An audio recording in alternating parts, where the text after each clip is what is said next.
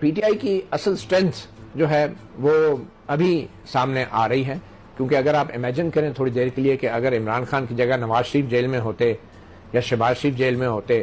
تو نون لیگ تو بغیر ان کے قیادت کے جیل میں گئے ہی اب تقریباً کاف لیگ بنتی جا رہی ہے. تو اگر یہ جیل میں ہوتے تو پھر کیا ہوتا؟ نون لیگ کے اندر کوئی پارٹی کا لیڈر بڑا چھوڑ کے جاتا تھا تو ہم کہتے تھے نون لیگ کو بڑا نقصان ہوا، دھڑا بن گیا، فارورڈ بلاک بن گیا.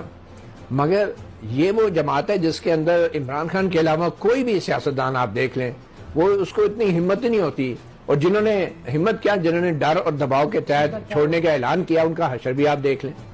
تو میرے خیال میں خٹک صاحب کو دیکھ لیں، جہانگیر ترین کو دیکھ لیں، علیم خان کو دیکھ لیں، سیاسی طور پہ کانسٹیچوئنسی کے اندر ان کی پالیٹکس ختم ہو جاتی ہے جو بھی. تو میرے خیال میں پی ٹی آئی کو ہم اس ترازو پہ نہیں تول سکتے جس ترازو پہ ہم نے ماضی میں کاف لیگ کو تولا، پیٹریاٹ کو تولا، ہم نے دوسری جو چھوٹی جماعتوں کو تولا، یا ایون نون لیگ کو یا پیپل پارٹی کو ہم تول